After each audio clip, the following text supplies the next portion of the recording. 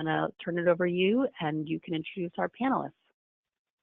Yay, thank you, Liz. Today we have a couple of National RTAP board members who work with grant writing and reading significantly. And so we have Kari Banta from TxDOT, who has read a few, a whole lot of grants, has read a few that she loved, and has a keen eye and a good sense of humor. Also, Katharine Mitchell, who works at the Pima County COG in Arizona.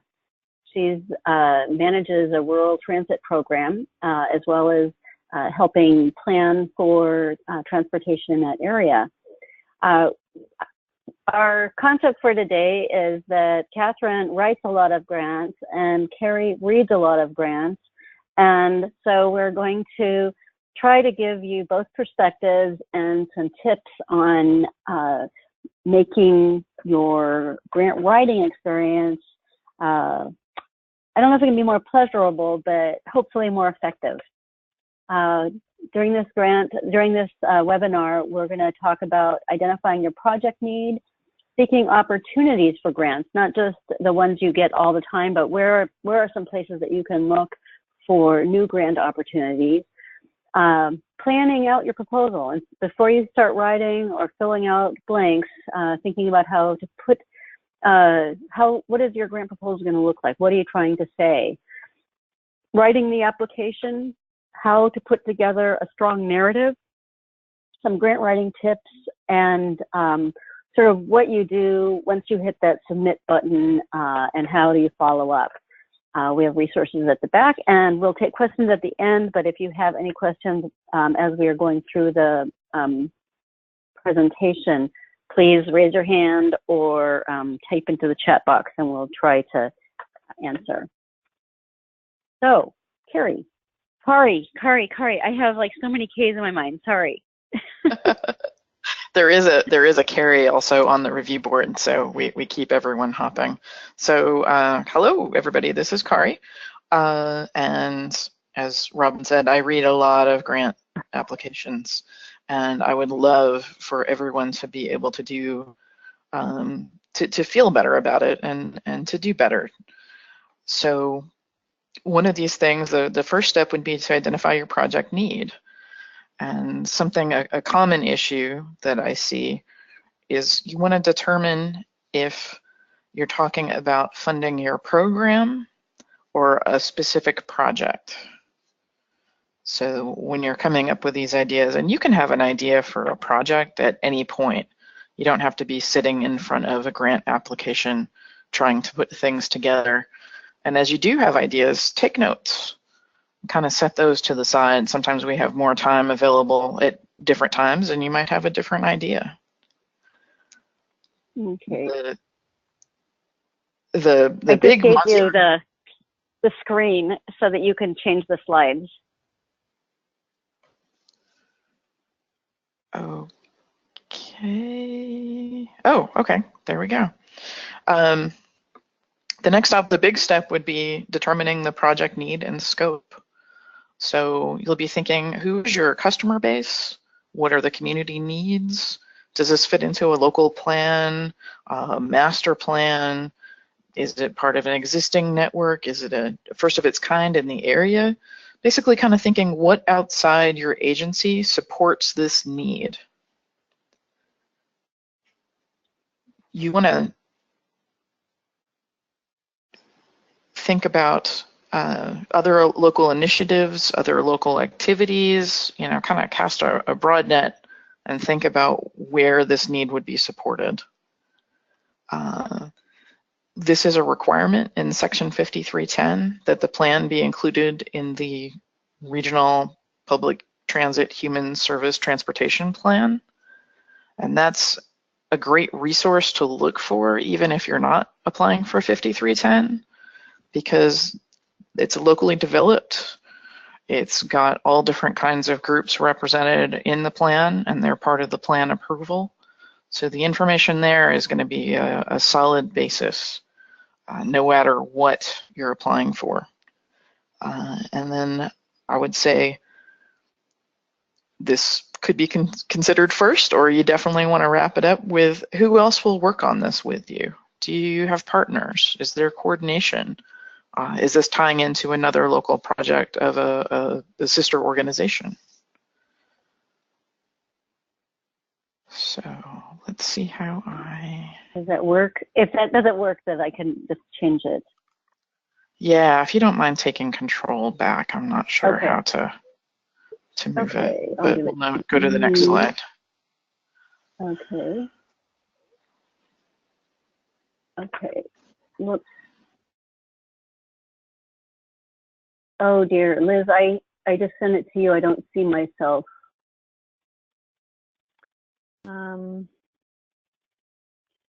Okay. Oh, I can't do it, Kari. Kari, you have to do it. Kari, maybe do give keyboard control and mouse. Do you see that? Up at the top of the control panel. Robin, you can't click like the right arrow on your keyboard? I just, there you go. Oh, okay. Sorry. Did I just go to? I need to go back. This is the right slide. If you go back. Oh, sorry. Okay.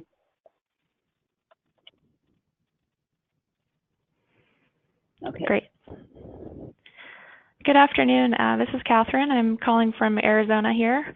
So some places that I've found helpful to look for opportunities are in newsletters. You can also ask to be added to email listservs. It may be through word of mouth or workshops or conferences that you attend. And you may want to look into population-specific agencies like an area council on aging. You want to look for funding sources that typically fund similar projects to what you're looking for, and search for opportunities based on your specific project and program need. It's good to consider local funders first because they may be more open to supporting a community project. Consider what other funding sources are available for this project request. It's good to prioritize within your organization your funding needs.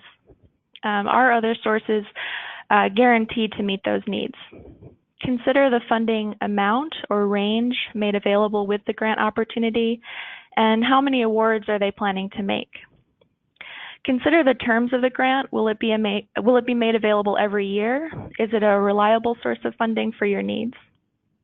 A really important point to remember and to really understand is whether you have staff available to meet grant requirements for reporting and compliance.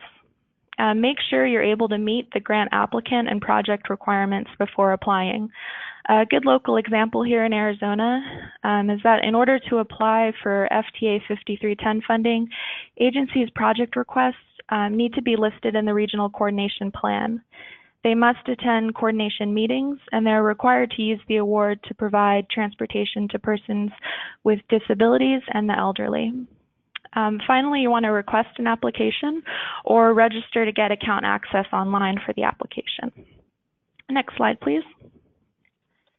All right, several federal agencies have grant programs related to rural and tribal transportation. The Federal Highway Administration oversees grants related to not just highways, but have grant programs related to multiple modes. Some of those are listed here.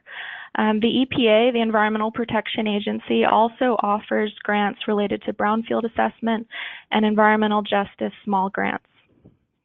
States may also have their own grant programs, so you can contact them for local opportunities. The Foundation Directory online and the Grantsmanship Center are good places to look for grants from foundations. You can also visit the websites of these specific private foundations to see what grants they offer. And examples of foundations that award grants for rural development are listed here. Next, Kari will go over the FTA grant opportunities and walk through developing the application proposal. Great. Yes, there are 3 sort of overarching programs that are state managed for rural entities. Number one would be 5310, and that's my program, so I can speak to the most about this one. What is covered varies by individual state. Some are limited to just vehicles. Here in Texas, we go so far as to fund some operating expenses. One thing to note is that 5310 isn't always administered through the DOT. Sometimes it's through the State Health and Human Services. So that might be, if you contact the DOT and they send you in that direction, you'll know you'll need to follow up there. And I will say your state program manager or other staff who handle grants can help you navigate the process. If you can also contact your FTA regional staff if you're having trouble locating who would be the person to contact on the state level. 5311 is a big program. Some of the funds are formula, which means they're distributed in a predetermined way, and some of them are discretionary. There may be parts of the formula programs that are discretionary. So for example, those who'd be looking into the tribal transit program, those are discretionary funds and the tribes would apply directly from the FTA for those. And then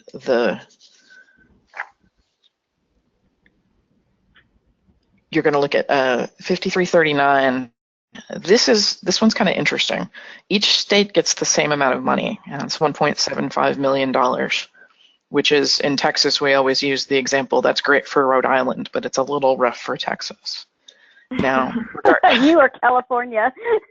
Yeah, exactly. So, but this may work to your advantage if you have a smaller project, because there may be some folks don't necessarily see it as a good use of their time. So there may actually be more money available than you think. So it's always worth looking into it. That said, you'll hear this with any government-sponsored thing these days. There are never enough funds to cover the need. So, yeah, and I just wanted to say something about the intercity before we move on too, is if you're working with a regional coordination group and you're trying to look at potential funding for that city-to-city connector, that you're in a rural area and you're having, you don't have other connecting or regional services, the intercity program in your state may, depending on the state, because they all are different, help you make that connection and provide some funding for making those regional connections. The thing is, if you are actually going to or able to connect with a private operator like Jefferson Lines or Greyhound that are private operators, you may be able to work with them to define a project that would make you to fill that gap with private match. So that's a whole other webinar, but it's good to know and to think about when you're looking at what your projects are. Is this one actually an intercity project? Great. So planning your grant proposal, we probably should have called this grant proposal. That's really where the work goes. It's like any project where it's a lot of measuring, and if you're familiar with sewing, it's a lot of pinning and ironing, and the sewing part of it is very small. This is where the writing part, by the time you get to that part, the more planning you've done, the better situation you'll be in. So, of course, grants are about the money. So you're going to want to determine your project cost, looking by line item. You're going to want to try to get as specific as you can with the different line items. This is for your benefit as well as for writing the grant, understanding where things are. And you also want to think about inflation or changing costs, especially over time. I've seen this run into a problem where an organization had applied for a certain amount of funding for a vehicle, and the estimate came in a couple $1,000s over, and that put them in a bind. And there isn't always a way that the grantor can address that after the fact. So definitely give yourself a little breathing room. So you'll also want to think about the project schedule as you're going through that. I think I mentioned if it's something that's going to continue over multiple years, definitely think of that. When you're thinking of community impacts, there are a lot of different categories. Generally, grants are looking for everything from, are you increasing ridership, increasing mobility? Is this multimodal access? Is there an economic development component? Are you giving better job access? Is this a greenhouse gas emission decrease? That can be important in some areas that are in non-attainment. If you don't know what that means, it probably doesn't apply to you. Is there coordination with other programs or with transit? And who is this really aiming to help, to serve? These are going to be some of the most important things to answer. So you get first you get the numbers, you get the money, and then you figure out who who this project is designed to support. And then looking for external support for your project. Are there local agencies or communities, community agencies, groups? Are there stakeholders involved? Do you have local, state, federal, political representative support? Who can write letters? Are there meetings where you might have people attending?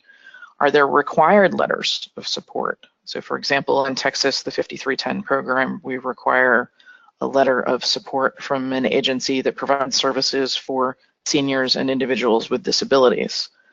If you're coming from a small urban area, you need a letter from your MPO. So these are things that, if you don't have that, it's a major holdup, and that's something that you'll also need to ask for in advance. So that's part of the planning process. All right, next slide. Oh, I'm trying. I don't know why this is so difficult for me. There we go. Did I just go backwards? No, I didn't. Yeah. I did go backwards. How did that happen? Oh my gosh, I thought I was pressing forward. Okay. There we go. Funny, I swear.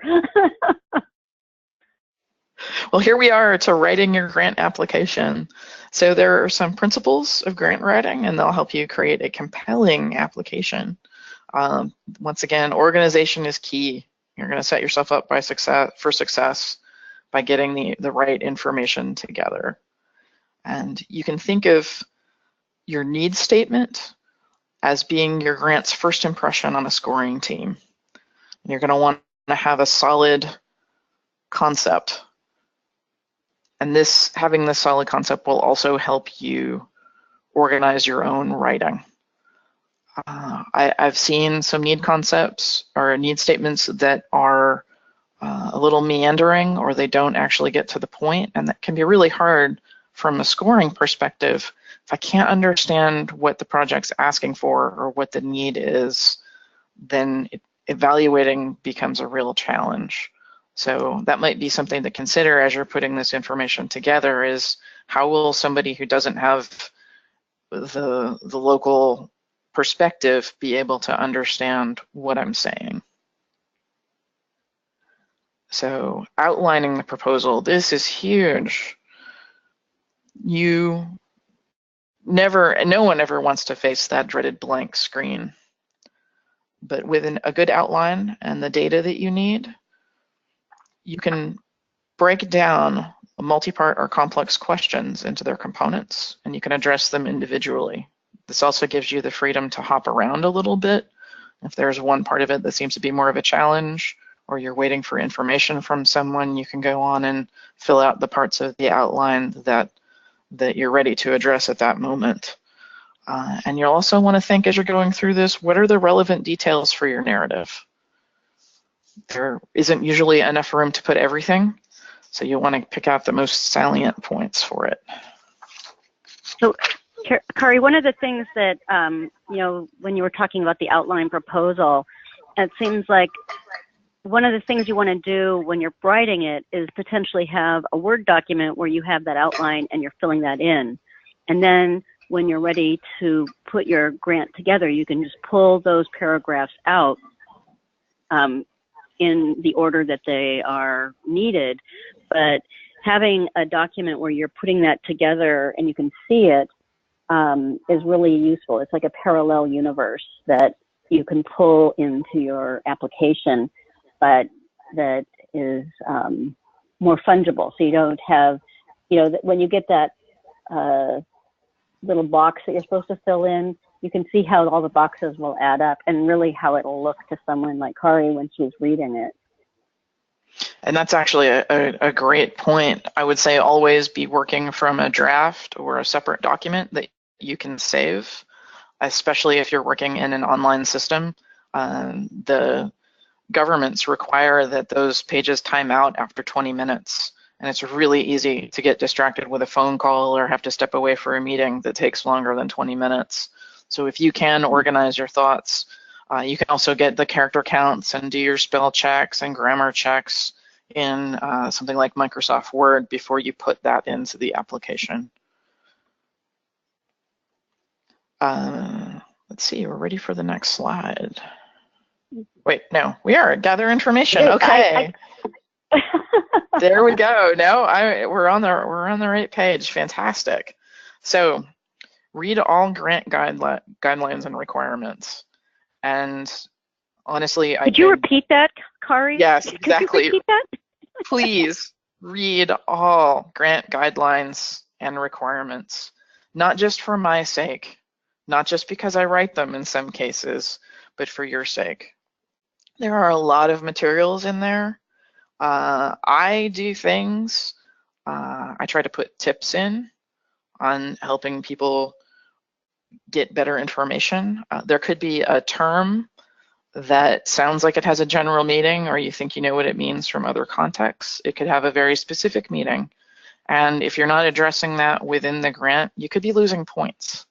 At least here in Texas, we score things on a point system as we're going through the different answers. And if the information isn't there in the box, we can't give points for it.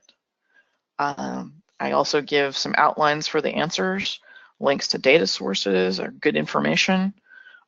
It's in my interest for everyone to submit higher quality grants. Not just because I'm reading them, but because I want to be able to fund the best projects that we can see in the state. And it's unfortunate to see that kind of mistake be what costs points. So another reason, I'm sorry, I skipped a section. So you're going to determine your information needs. This is one thing where you're going to need to give yourself time and to give other people time as well. Where do you need to get the information? What kind of data are you looking for? Are you going to have to ask for this from a partner agency or other organizations? Is it going to take time to do the research to get this? And as you develop this schedule, you're going to want to break out the tasks for the different partners involved. If you're fortunate enough to have other people who are helping you on this, if you're the one who's sort of the project manager, then you're going to want to stay on top of things. So one way to organize your thoughts, to look at the scoring criteria. Those would be provided in the guidelines and requirements. And if they're not, you can ask for them. A great time to ask for those would be in any kind of pre-application meeting or webinar. I have a lot of those. I do multiples before each application, and so many times there are no questions. And that always fills my heart with dread because I know that there are questions out there, or there should be questions out there. And when they aren't, I think, oh no, what's going to come up later? So in general terms, the information, it could be statistics from your own organization. You're going to want to make sure the information is in the format that's being requested. This can be simple stuff. If the application is asking for weekly ridership, don't give the monthly total. That can end up sort of gumming up the works. as we're trying to compare apples to apples and do a fair evaluation across multiple projects. So next slide. Reread your grant guidelines and make notes. It's huge, really, and don't skim. From the scoring team's perspective, it's pretty easy to tell early on when someone hasn't read the instructions. And if the application isn't organized along the terms of the instructions, it can be hard to connect your project to the grant requirements. And you could end up missing an entire section, an entire piece of information that should be included. And you're going to want to make a list of pointers from the grant guidelines for reference as you write. And this is another tool to kind of help you go back to help you organizing your ideas and your information. And I would say this would be a good time if you get to this point, you're looking through, and it seems like somehow you can't quite get your project to work with the requirements. Don't try to bend your project to the point where it would break. Put your energy into finding a more appropriate grant. It'll definitely pay off for you in the long run. Sometimes grants come through and I look thinking, well, they can't have really looked at the kind of stuff we fund because this is really outside what we do. And that's always unfortunate because I know a lot of work goes into this stuff. You'll also want to think about the broader concepts of your project and look back at those when you're constructing your narrative.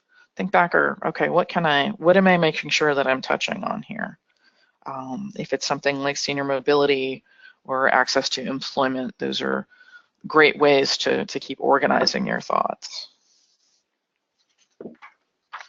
All right, next slide.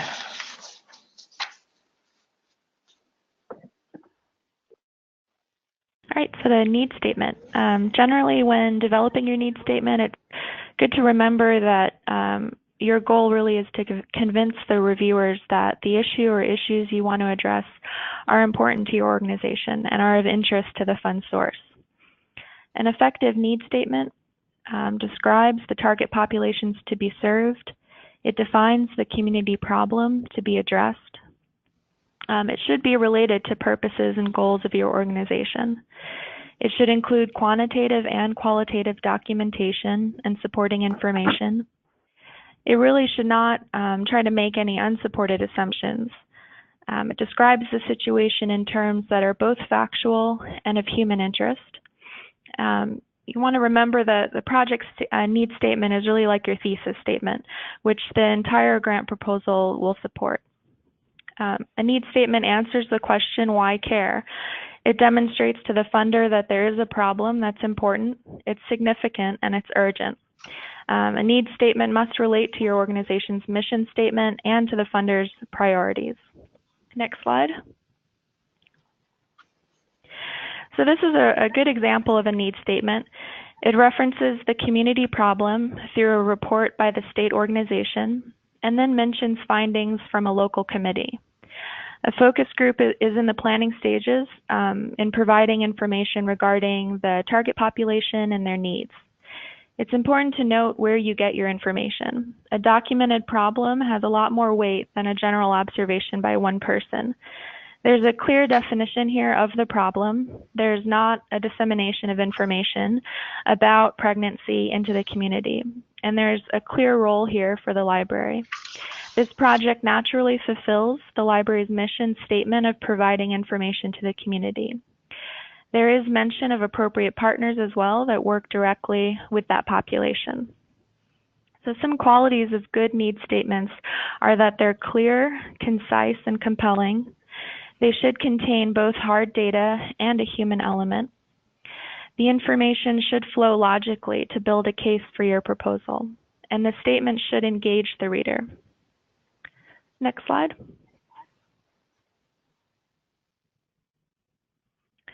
So here we have a need statement that could use some work, that could be improved. The author should cite how the community problem of teen pregnancy was discovered. Is this from a report or survey? The need statement should focus on the target population and why they need these services.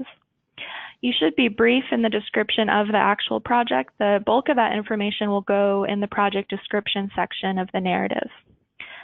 So some weaknesses of need statements are really not providing information requested in the request for proposal, proposing something outside of the scope of the RFP, using outdated or unsubstantiated information, gathering insufficient data, or relying too much on statistics, including unfamiliar concepts or terms, and using long, convoluted sentences.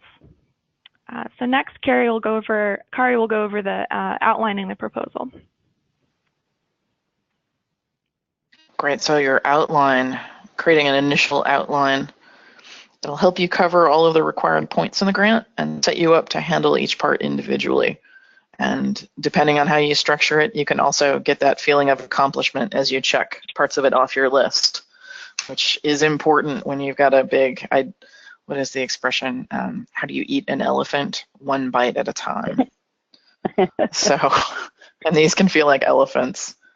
And I mentioned earlier, there are different formats for grants. Some want a multi-page narrative. Mine are structured for various short answer, a handful of sentences for each one. You're going to want to look at what is the response format. Are there font or line spacing requirements? Are there any kinds of details like that you should have as you're organizing, as you're setting up your response? And then just as a reminder, online forms are required to time out after a certain amount of time. So always be careful when you're filling that out. It's tragic when, especially if you're working against a deadline and all of your information disappears. It's the stuff of actual nightmares. So as best you can avoid that, that's a really good thing. As part of the outline, you'll want to create sort of brief statements for each section as you're going through. So you've got something to hang the rest of your ideas on. If you've got sort of what does my boss call it? A tickler. It's sort of a reminder of what needs to go in each section. A brief statement or maybe even a sentence to start out your paragraphs would be a good start. The next slide. So for the narrative, you're going to be crafting a clear project scope. The issue that's identified here, it's talking about vehicles and giving specific information on what is the issue, why do we need this, how did we determine the need.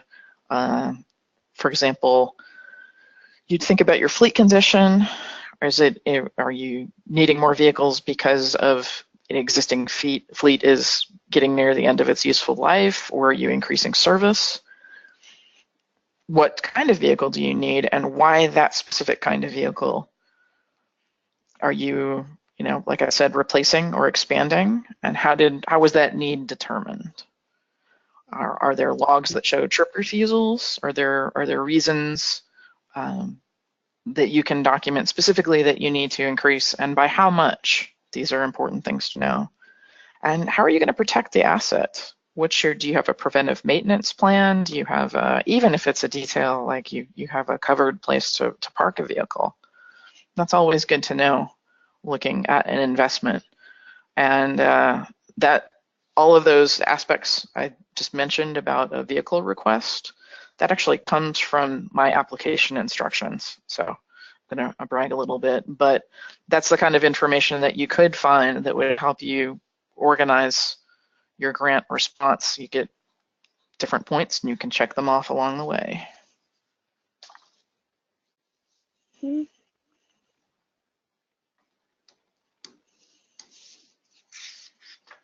All right. So a bit more on the narrative on project detail. The narrative should really answer every possible question about your project. You want to focus on keywords identified in the solicitation. If you have scoring criteria that's been provided to you, it's a really good tip to ask for that. Oftentimes, review panels will provide that to applicants. Make sure the narrative meets every point outlined in that criteria. Provide a complete and coherent funding strategy with budget breakouts. It's really good to include letters of support unless it's not asked for in the application. You can get letters of support from the community, from community leaders, local delegations, business leaders. You can include a letter of support template. We've found this to be really helpful, especially when you're asking for letters from ward offices or politicians, people who are really busy and have a lot on their plate. A lot of times it'll help get that letter back to you in a timely fashion. Avoid explaining or defining general concepts in the narrative.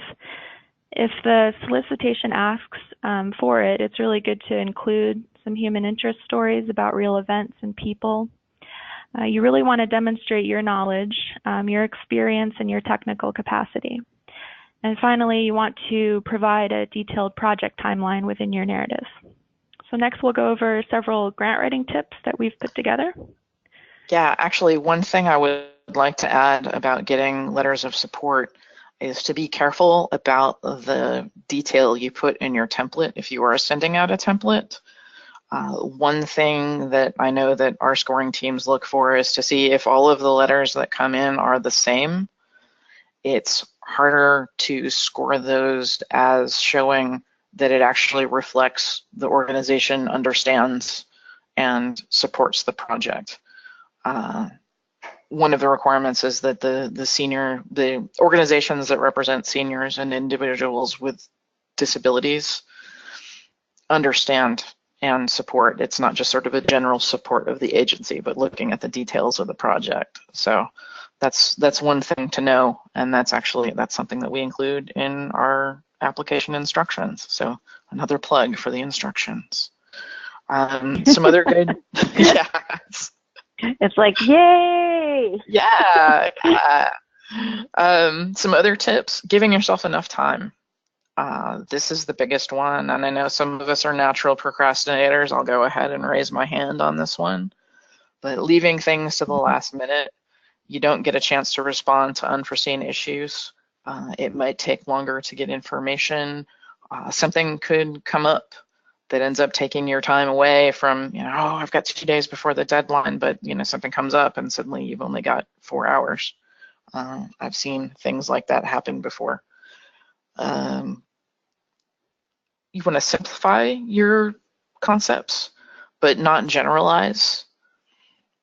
Concise with relevant details. And it's keeping those details in there that are the key. And you don't want to repeat exact phrases from the grant guidelines. You want to be looking, it's that balance. You want to hit on the exact concepts, but maybe not repeat sentences or repeat specific parts of sentences to start out each of your paragraphs. I've seen that before.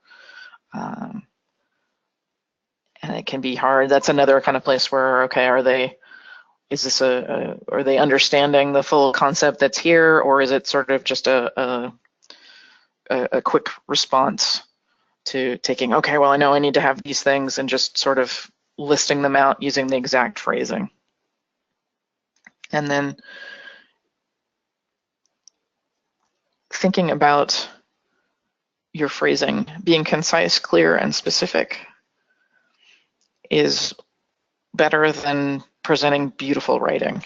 So if you give 2 paragraphs of clear, short sentences, that can be also more effective than 2 pages of a longer, more flowing and elegant narrative. They don't have to be beautiful, they just have to be effective. I think some people, if you have a concept of yourself as, somewhere you've gotten the idea that you're not a good writer, or you've never done this before and there's a lot of trepidation, it's by laying things out and just sticking to the specific concepts, simple sentences, you can get through it. You're also going to want to revise, edit, clarify, and this is huge. If you have enough time to set it away for a couple of days and then come back and look at it, this is when you find sentence fragments or places where you've left out an idea. You want to make sure it makes sense. If you can, if there's any way possible to get a second reader, especially someone who's not familiar with the project, have them look through. They might have, that might be where you find out that, oh, I didn't get enough detail in there about this, or oh, this concept isn't exactly clear, or oh, wow, I've kind of overdefined this idea, and I could pull that out and maybe use those characters or that extra room to explain something else. Mm-hmm. All right, next slide. And then submitting. This is a very exciting time. You want to understand the application. Yes, it's always, you get to press submit. I got to do that today it's so for our final. grant. It is. It's very, it's afterwards you should be able to celebrate. So you want to, before you can press that submit button, you need to know the process. And part of that is looking ahead of time. Before you start writing, you should know what you're going to need to do to submit. If there's any kind of a website involved, or you need to be registered in some kind of a process, give yourself time before the deadline. You want to know how many copies of something you need, if there's a delivery address. Giving yourself time if it's mail delivery, or if there are technical issues involved in submitting on a website. I got a call at 4:58 on the day of the deadline. The deadline was at 5 p.m. and the person had called with trouble getting the information in the budget page of their application. And at 4:58, there was nothing I could do. And that's one of those things that's just exasperating, sad, frustrating, knowing that this might have been a very good project, but it wasn't able to be submitted on time because of that kind of waiting to the last minute. And things can go wrong. Technology, we've had trouble just moving slides ahead during this presentation, and we've been practicing, so anything can happen. Give yourself a chance. And then that's what I've got for this. Great. And then, so once you've submitted your application, you want to really make sure that you know whether there's a pre-approval process. Sometimes that's made available for certain applications, certain grants, and know what those deadlines are. So this may mean submitting additional forms or scheduling an interview with the review panel. You want to stay in contact. It's really important to know who those key contacts are and keep track of announcement dates. And it's very important to follow up on your application and be sure to ask for feedback if your project was not funded. So we'll turn it back over to Robin to go over additional resources. I also wanted to mention that in one of the attachments we've included are some additional grant writing tips that Kari and I put together, so you can reference that as well. Yeah, I can pull that up in a second. If we want to talk about that anymore, people have questions. So National RTAP has a technical brief for writing grants, and it's similar to the presentation we just did, but it has other information in it. And there are places you can go where they put grants. The catalog of domestic assistance, and that has for any federal agency. Then there's a place called the Foundation Center, and and that lists foundations, and it has a directory, and you can look in by type. These are updated websites, so these are good links.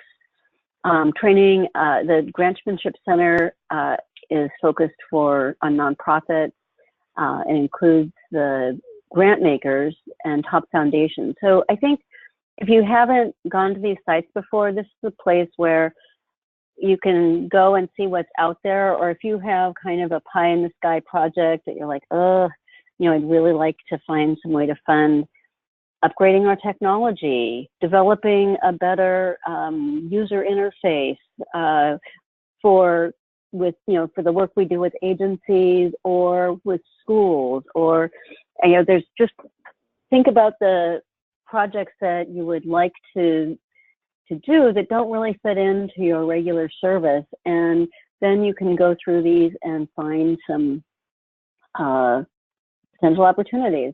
Like the FHWA has a program called Federal Lands Access Program, and that looks at and can fund 3 years of operations, vehicles, and just basically help you in your transit system either move people through federal public lands, and that's BLM, USDA, or USFS, so the Forest Service, Fish and Wildlife. If you have a transit service, especially in rural areas, tribal lands that are adjacent to wildlife areas or recreational areas that are federally owned land, you can look at ways to develop your service around there. It might be a great place for riding mountain bikes or trail riding or just bike riding. And this is that Federal Lands Access Program would allow you to work with other people in the community and develop services that would respond to that.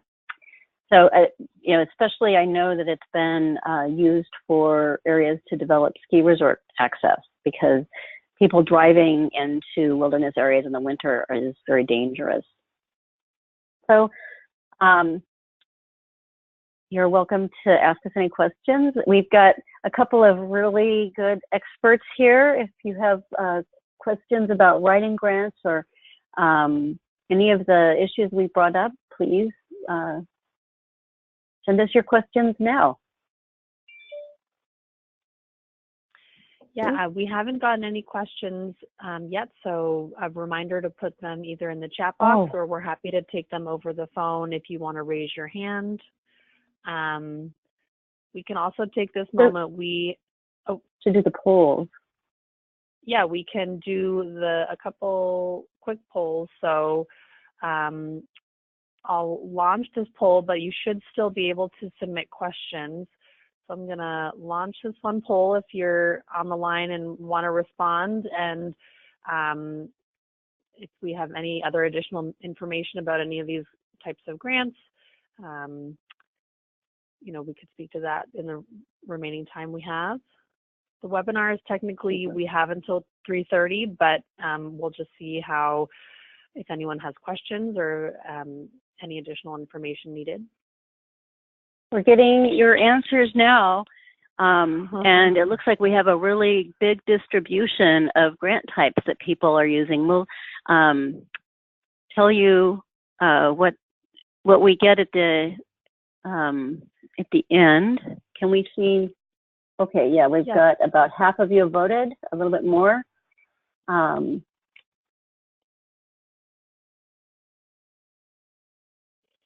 right, why don't we have 54%, so why don't we, 59, 62. A little bit longer. Yeah. It's a way for us to see what you're interested in. Share the results. Yeah. So, yeah. All right, can we turn that to the webpage, or do you want to just for me to say? Everyone can see with us. Okay, super. Yeah. So most everyone on the online gets federal grants. And it looks like a little more than half of you are taking advantage of other state programs.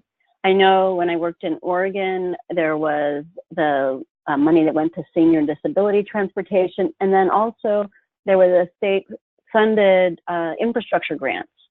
So there's often interesting or other state programs that are willing to fund or participate in supporting your program. I know the DOT also partnered with the economic development and tourism people for some things too, because you can't be a tourist if you're not traveling, and people who are traveling without vehicles need assistance in finding the resources for doing that. We have almost half who are working with foundations, and another half that are provide or getting resources from other nonprofits. And if some of you would like to share with us what are the other nonprofits and what are some of the foundations you're working with, that would be great. Just to see the types of foundations that are responding to rural transportation needs or tribal transportation needs. Yeah, you can type that into your questions or chat box, and also, or you can raise your hand and say it over the phone if you have another question or comment too. And while we have everyone, just a reminder about the handouts that we have. So we have the slides available. There's also some good grant examples that were provided. They are the information about the specific agencies has been removed. But those will give you some ideas of specific examples. Also the grant writing tips that Katharine and Kari put together. And then we have the technical brief that we have has been slightly updated recently, and that is also provided, or it's in our resource library. So take a look at those. And Robin is showing the tips right now. It's kind of a compilation of a lot of what was covered in the webinar. Mm-hmm. It would be a great thing to print out and sort of have as you're working along as a single page summary, just a quick reference. Right, and I think one of the things we talked about was making a timeline, but I think that settling a schedule for yourself that gives you a little cushion at the end is really important, especially if you can convince yourself that you don't have the cushion, because many of us work better on deadline and become extremely efficient. So I think having that plan in place so that you have, and also having a partner that you're working with this on so that you're not the only person that is tracking and taking care of making this happen, because especially if you have to get other partners involved, it's good to have a couple of people that are able to make phone calls or check on how the process is going.